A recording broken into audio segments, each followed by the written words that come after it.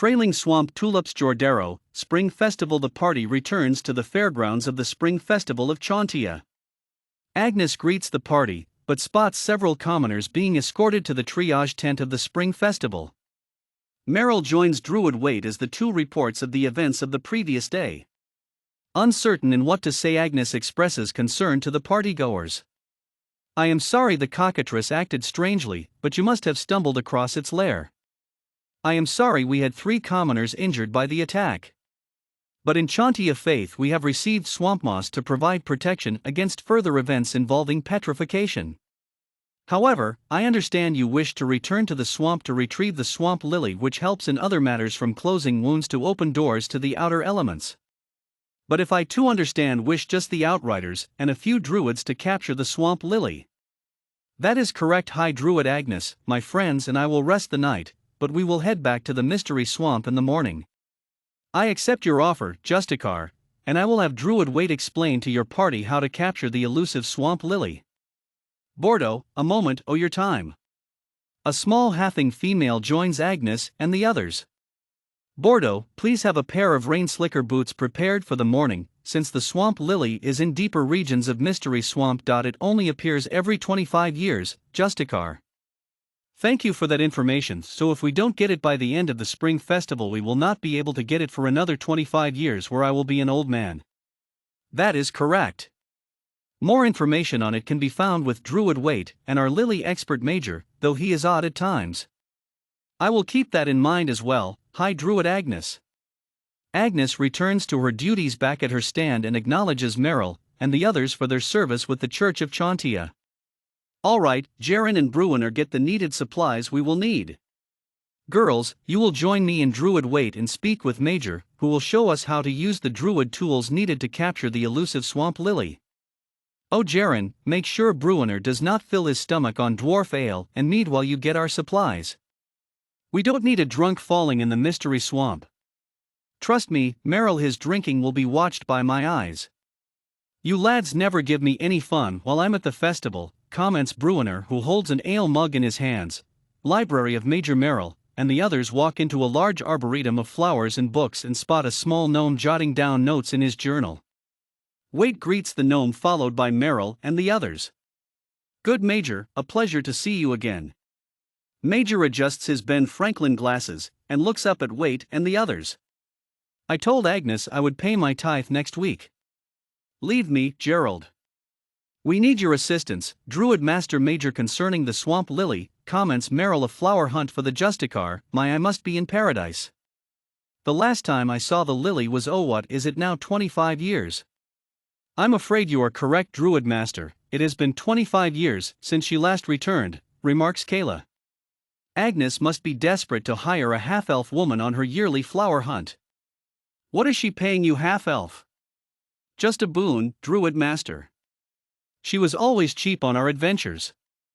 Major closes his journal and looks the others over about their request. "So besides the basics of the swamp lily, what else do you know, Justicar?" "That's why we are here, Druid Master. We need to know what you can share with us about the flower." Major reaches for a reedweed and lights it up and looks at the adventurers. "Where to begin, comments the gnome Druid Master. "The swamp lily is much like a Venus flytrap, but twice the size of it. The lily, though communicates like other flowers, is very much like her younger cousin. There are tales that claim even the Myconid people fear her because it is much like a man-eater, but her petals have a unique quality that benefits all herbs in both cooking and healing powers. When I first saw it as a young gnome, I said to myself that I would study her as my inspiration to be a druid flower master. I have collected a number of reports over the years concerning this unique flower, but it would take a long time, which you do not have. But here is a short summary for your upcoming expedition." Next morning, the party of heroes is once again joined by Druid Waite and 2 of his colleagues, Druid Judith and Druid Enzio, traveling once again into the mysterious swamp.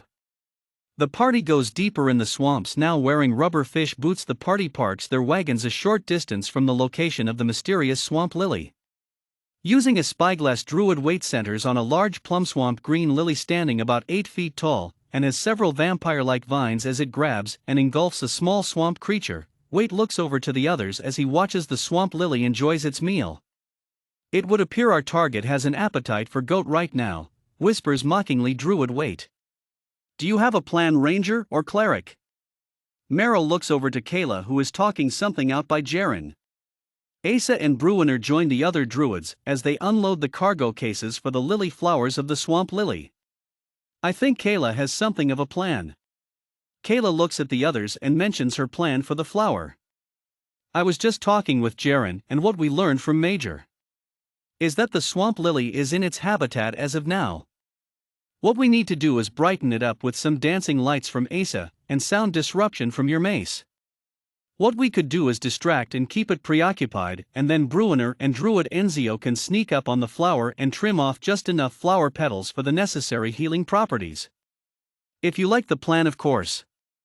It's a good idea since we know it is sensitive to bright lights and loud sounds. I like it, but how do we get Bruiner and Enzio close enough to trim it? Comments Asa as she flutters her strawberry fire red hair. Kayla points to Judith and Wait.